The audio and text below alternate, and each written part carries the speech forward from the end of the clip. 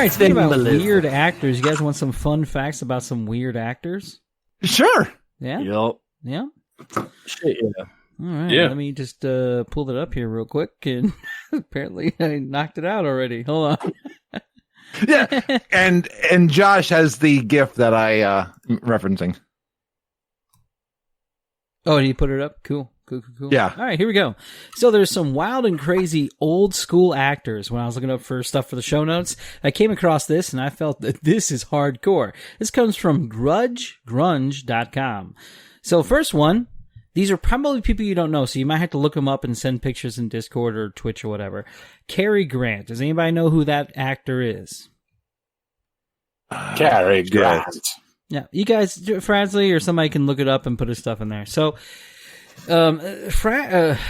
so he was like the man's man. He's like George Clooney of that time. He was very suave and debonair. But did you know he took a lot of LSD and was pretty much a fanatic of LSD and the stuff it does to him? No. I didn't know that either. Yeah. Yeah, so he's a suave and sophisticated film star who almost never gave interviews. But he was online one time and he talked to someone. Now, the trouble was, the only thing was that he was talking all about how he dropped LSD. So that was the entire interview. And so that's going to be fun. Him on a sheet of acid. Hey, you're trying to give us like strokes here with that flashing light? So, all right. And he also drops acid too. So here we go. So Grant spent most of his acting life dealing with hidden demons. After decades of torment, he finally turned to LSD therapy by his third wife, who happened in those sessions evidently blew his mind. So between 58 and 61, he dropped acid a minimum of 100 times. What the fuck? He had hit psychosis then. I mean, that's... Did you hear about those? One those vision MK Grant Ultra fondled, he talked about a gigantic wang and blasted it off into space. Hey, you can say that Cary Grant knew dick. Yeah. Now, he stopped doing everything when the counterculture turned and everybody who did drugs were like hippies and beatniks and everything of back in the day. So that's when he stopped doing drugs. But all the way up until then, he was just lit on LSD and acid. Pretty cool, huh? Wow. That was a party. What do you switch to? I mean, you're having... Paul, you have acid flashbacks all the time. What do? You see flaming clouds and you're I just kind of look, and then I look back, and I look back up, and then that's it. Yeah. You're constantly looking out of the corner of your eye because you think someone's standing there. Yeah.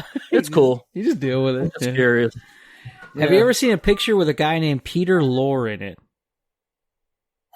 Peter Lorre? Now, he has droopy eyes, and the reason why is because he was completely whacked out on morphine his entire career. What happened was, as a young kid, he got into an accident, and back then they just prescribed heavy doses of morphine, which then he became hopelessly addicted to. That's when men were men, man. That's when they could just take the craziest shit. No one didn't care. Yeah. In addition to that, he was also hooked on tons of prescription pills and cough medicine. By the time he appeared in the serial killer movie Fritz Lang's German whatever it was, he was the name of the movie is called M, right? But everybody referred to M as morphine because he was so addicted to everything by then. His sketches of a career chose movies where he could accommodate his drug use. Mr. Moto had 8 consecutive films where they'd let him shoot up in the trailer. I'm really curious because back in those days, before the movies, they would show commercials. I'm wondering if Bayer was like a sponsor, because they made heroin, morphine, product. I don't think they were selling it like then. I think they were selling it like the 1800s. He's like, I have a headache this big, and it's screaming for Excedrin. Let's all go to the lobby. In the turn of the turn of the 20th century, they were still putting cocaine in Coca-Cola anyway. Yeah, but there's that whole. If you want to learn about the history of like Pepsi and Coke, Business Wars has a podcast, and they went through the whole history of it, and like that was a huge thing. It was kind of fascinating when they stopped using it. How bad did their sales plummet? They need to put it back in. I'm tired all the time. Calm down a lot of these protesters. No, I don't think that would calm anything down. Well, to finish Yeah, that'd be off great. this- They put cocaine back in, like, the Coca-Cola, and like the protesters are just there, They're just like wide-eyed, not blinking for like 3 days. rubbing their gums the entire time. But so this particular actor, through a lot of his films, you'd see him hardly walk because he could barely climb any stairs because he was so whacked out on morphine and prescription pills. He was so hopelessly addicted. Everybody knows Orson Welles, right? Yeah. All right. He was obsessed with making his nose bigger. Did you know that? I did not know that. Ba-doom-ts. Overcompensating. The idea of a nose weird. job back in those days was a huge amount for those people because a lot of people were fixated on their bodies as well as their nose. Not Orson Welles. The actor, director, writer, producer, and etc. thought his nose was way too small for his robust face. So, with the studio makeup department at his beckoning call, he had tons of fake noses created for each role that he ever played in. And his motto was the bigger the better. Sounds like Jim Carrey and the one with Renee Zellweger. Said he had a weak chin, so he had his chin. Me, myself, and Irene. Yeah, me, myself, and Irene. Don't ever question me about Jim Carrey. I know. That's why I asked. God damn it. I love He's it. the fucking. I'm sorry, the James Carrey Information Desk. When I say James or Jim Carrey, I'm talking to you, Joshua. Talking to you. Let's Talking to you, Joshua. Me, Myself, and Irene was probably the funniest movie that he's ever done. I still like where he's like, why am I Well, peeing like I just had sex last night? It's like all going all over the place. Or Hey, I gotta pull up my favorite scene for y'all. Come here, Albie. So you guys know who? Did you have a good time last night? Yes, I did. Does anybody know the actress Lope or Luep Velez? This is back in like the 19. You know who Gary Cooper is? You know that name? Wait, why are we skipping over Lope? No, it has something to do with her. So Lupe Velez. Sorry about butchering the Villalobos. Velez. All right, are you ready for the Lupe. clip yet? Velez. Yeah, We're not done butchering the name. Okay. got it. It's Lupe Velez. Gates McFadden. Gates McFadden. Yes. All right. So, El Velez is known to be the Mexican Spitfire. Her outbursts range from stage fights, public fights, and going to wrestling matches where she screams to the top of her lungs saying, "Give 'em blood. We want some blood." She was famous for unzipping Give him blood. We want some blood. Yeah. Grab his dick and twist it. Twist that dick. She was Sounds big like famous. Courtney Love showing up with a bunch of dirty needles. Yeah. Oh, jeez. So, big thing for her that made her publicly famous was she unzipped Gary Cooper's fly at a social gathering, sniffing his crotch to detect whether he was seeing another man. What? Mm-hmm. Wow. That's Gary some hardcore Coleman? shit. Yep, Gary Cooper. Yep. Oh, Gary Cooper. Velez was so infatuated with Gary Cooper. Now, this may be due to her assertiveness that he has the biggest organ all in Hollywood, or maybe it's because he was the only man on Earth who could keep up with her hell-raising. Now, they fought a lot. They fought rough, right? So bad that she stabbed him a lot with a knife. Wow. That gives a whole She new wrote meaning a to song, Hit Me backstabber. Like a Man. So not only lady does sounds she like crazy. accuse him of gay love, she also fucking stabs him whenever they get into an argument. That's my kind His of girl. dick. The old dick twist. All right. Twist the dick. Now, the weirdest part of her life has to be her death. The star committed suicide, but before she did, she was insane about death and all that stuff. She was big into the planning of it than anything else. She always talked about how she would do it and all this other stuff. She was obsessed with how she wanted to do it. So she adorned her apartment with flowers. She lit candles. She just really put her makeup the way she wanted to, and she selected her outfit, and she did everything she wanted to do, and she wanted to look like a fashion shoot by the time she killed herself. But her efforts were wasted because there is no known pictures of her send-off. Oh. Who is this? Lope, Lupe is the first name. V-E-L-E-Z. Lupe. Pronounced Let Lupe. the guys who live in Texas pronounce this shit. What's her last name? V-E-L-E-Z. Lupe Velez, Velez. Mexican Spitfire. We need to get Paul in a remedial reading class. Her name was Lupe Velez. Spot run fast. See Spot run. How fast did Spot run? I think what Paul's playing the long game. Paul's playing the long game here. We're gonna all have to like pitch in and send him to Mexico for a week so that he can learn how to speak these names. Wow. He'll be like, "Donde está el biblioteca?" Why do I have a southern accent? Why do I have like a country accent when I do this? All right, W.C. Fields. Gracias el clase de español. All right, everybody know the name Chimichanga. W.C. Fields? Anybody know that name? Yes. Okay. Who? Yeah. Yeah. So look up his name. Was Whatever. What W.C. name? Fields. W.C. Fields? Mhm. It's actually pronounced Fields. Dr. Seuss's Dr. Swiss. Fun So, fact. he plays a character where he's always the alcoholic jerk, but to true fact of life, he really was an alcoholic jerk in real life as well. He was obsessed really bad about alcohol. So much that he hoarded so much alcohol in his attic, it could last him 25 years. That's a lot of alcohol in your attic. Yeah. Was he hiding it? W.C. Fields. Your attic.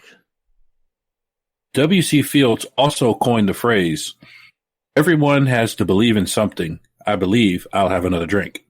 Nice. Oh. So when he wasn't But you have to say it how he was saying it, though. It was probably like, "Everybody gotta believe in something. Yeah, I believe I have another drink."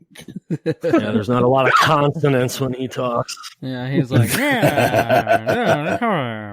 you just read that off your class? had like a a buddy of ours, Mike, can do a really good impression of W.C. Fields. All right, so let's get back to it. So when he wasn't getting drunk, this is how crazy he was too. You could find him hiding behind bushes in his front yard, shooting people with a BB gun. I think he's like my new spirit animal. Yeah. These actors need new hobbies. Stay off my lawn, you stupid kids. You just picture him like, Fucking awesome. boom, got you in the butt. Because you can buy fully automatic BB guns here in Texas. Nice. That's Yeah, kinda I creepy. said that. Yeah. Yeah, he did. Yeah, it did. All right, so and anything. So here's the one thing. So when he stopped being Like- really big of an actor, Like charging canisters or something. what? Mm-hmm. Hmm? Mm-hmm. Okay. Continue, Paul. So when his career was kind of Mhm. less on the screen, more off screen, he would sell screenplays for $15,000 a screenplay. Mm-hmm. Now, if you're the unfortunate or fortunate person to get one of these things, it would literally be scratched ideas on the back of envelopes. That's the screenplays that you'd sell for $15,000. Have you ever seen those videos of those crackheads who find like losing lottery tickets trying to convince the cashier that they're winners? Yeah. It's like that.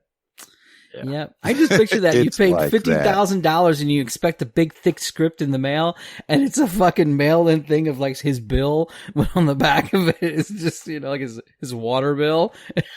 I have an idea for something that's pretty cool. Bill, look at this script.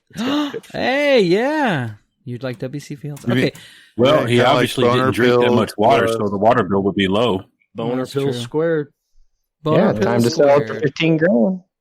There you go. Okay. Jimmy Stewart. We all know who Jimmy Stewart is, right? Yeah. Okay. James.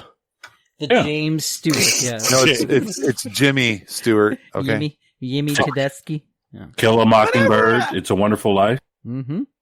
Did you know he was Yimmy also Tedeschi. an international smuggler? I had heard that. Really? Yeah. Wow. So in Enlighten World War II, us. which he did this when he was still pretty, like he was an actor when he did this, he was actually a bomber in World War II. And he was so good at his job, the French government awarded him exceptional service medals and shit. In the 1950s, Jimmy smuggled a mummified hand from Nepal to the United Kingdom. Would you like to know more? What a rebel. Yes, and this goes back to my proof that museums steal things. Mm. So he was in India at the time. And he was It considered. belongs in a museum. Yeah. Oh, that's perfect because he's Han Solo's. So do you.